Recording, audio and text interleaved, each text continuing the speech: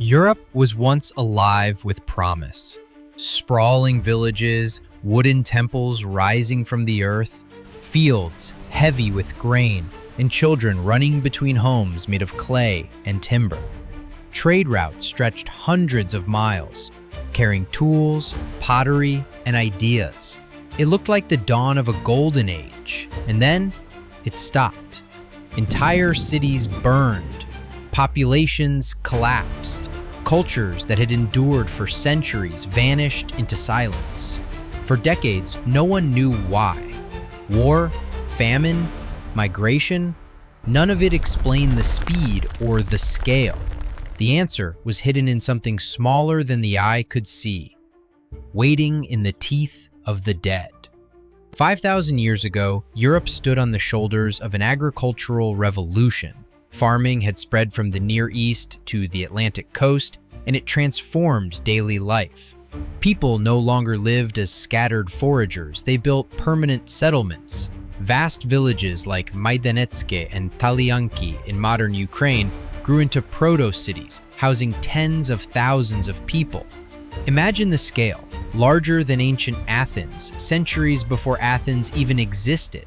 These settlements weren't just big, they were organized. Concentric circles of homes, communal temples at the center, and vast open spaces for gatherings and rituals. Grain silos stored harvests, livestock roamed in enclosed yards, and long-distance trade connected communities from the Baltic to the Balkans.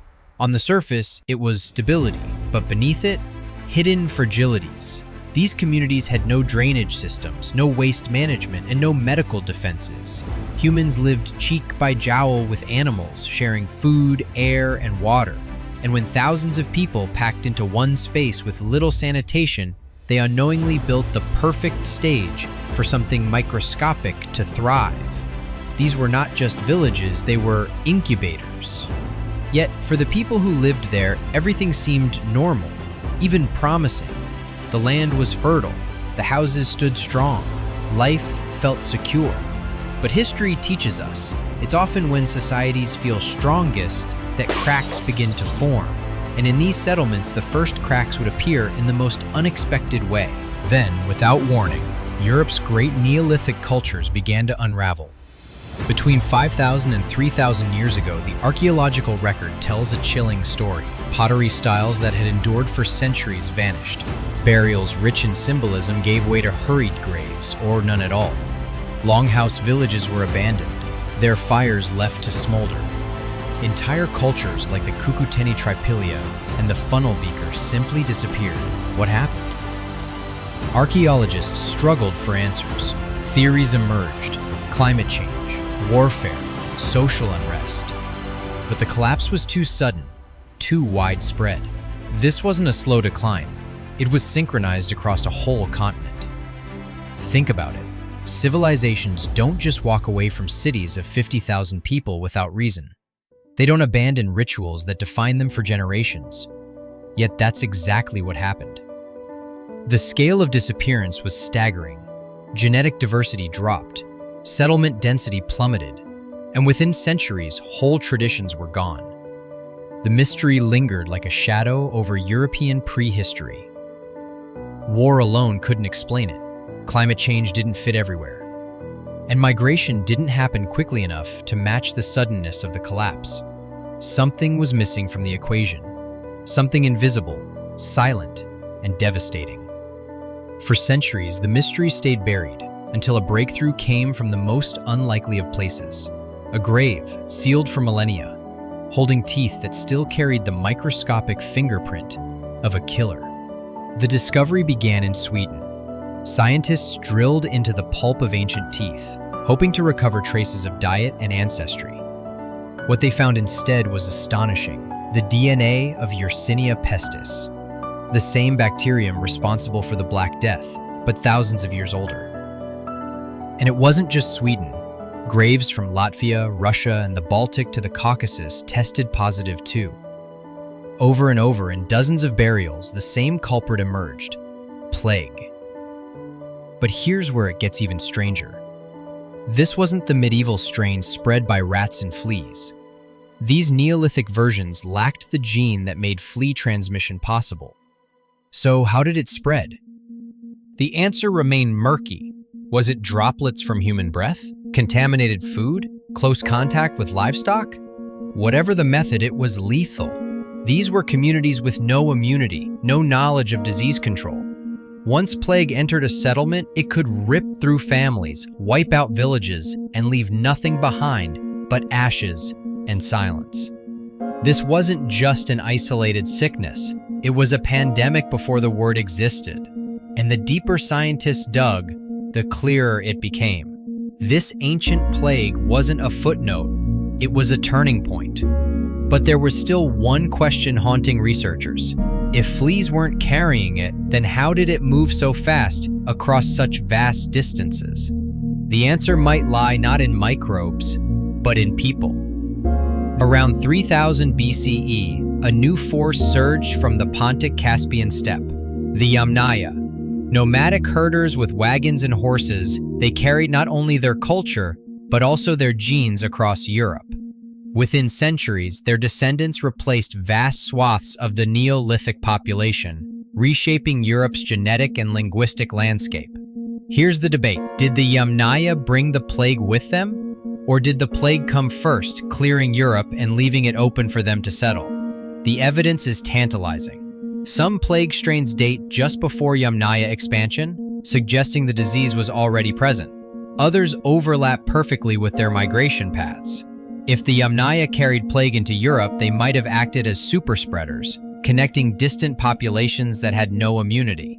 If the plague came first, then the Yamnaya didn't conquer an occupied continent, they walked into a depopulated one. Either way, the result was the same. Europe's old societies crumbled, and the steppe migrants filled the vacuum. And wherever they went, Yersinia pestis seems to follow. It was not just a story of people reshaping history. It was a story of microbes using humans as their vehicle. But to understand how devastating this was, we need to zoom in. Not at the level of empires or migrations, but at the level of a single family, a single tomb, where the plague's cruelty is written across generations. At the heart of this collapse were the mega settlements of Eastern Europe. Places like Majdanetsky and Talyanki weren't just villages, they were cities before cities. Tens of thousands of people lived side by side, without roads, without plumbing, without drainage. Grain silos lined the homes, attracting rodents. Animals shared walls with their owners, waste piled high. Archaeologists discovered these settlements practiced a strange tradition. Every 60 to 80 years, houses were deliberately burned. Was it ritual? Was it sanitation? We may never know. But those layers of ash preserve something darker. Mass graves filled with victims carrying plague DNA. These were incubators of epidemic. The early plague didn't need fleas to spread here. It only needed density. When thousands breathed the same air, drank from the same wells, and touched the same food, contagion was inevitable. And once plague took root in these hubs, it spread outward across trade routes, between migrating families, into the DNA of Europe itself. What seemed like humanity's greatest achievement, the rise of cities, had become its greatest weakness.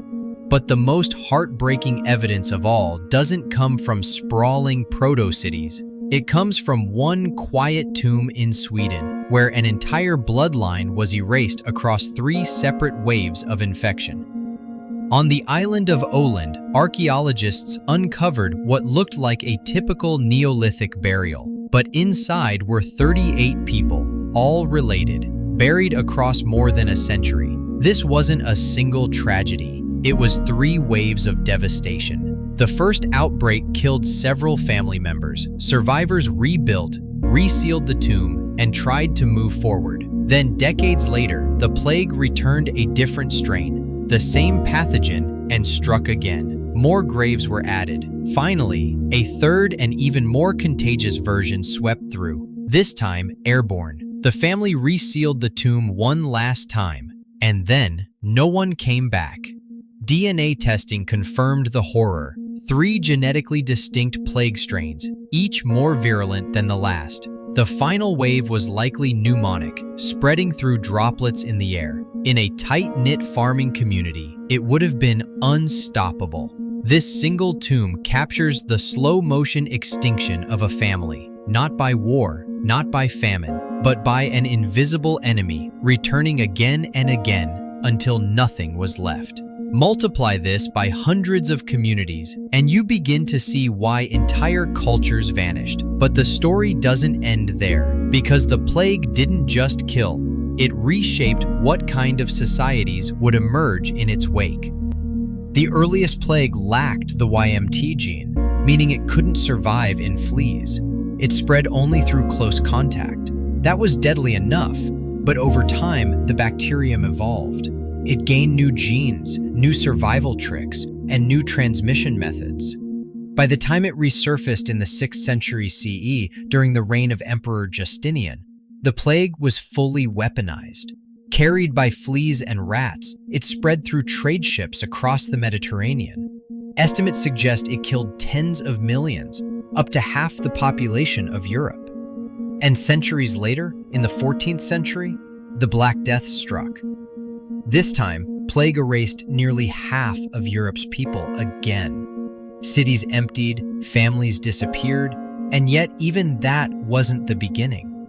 These medieval outbreaks were only echoes of something much older, a prehistoric apocalypse that had already reshaped the course of history. But perhaps the most lasting legacy of plague isn't in the societies it destroyed.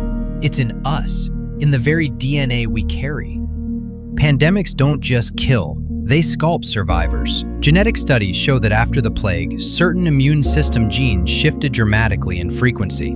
Variants linked to pathogen detection, inflammatory response, and macrophage activation became more common. Survivors passed these adaptations on to their descendants. But the demographic impact was just as profound. Entire paternal lineages disappeared, leaving only a handful of dominant male lines across Europe. In some regions, 70 to 80% of Y chromosome diversity vanished. The plague wasn't just a disease, it was a filter, reshaping who would live to pass on their genes. Think about that. Your immune system today may carry echoes of Neolithic pandemics. Survival wasn't random. It was selection, driven by a bacterium too small to see, but powerful enough to redraw the map of humanity. Which raises a haunting question. If plague left this deep a mark, what other invisible forces shaped the world we live in today?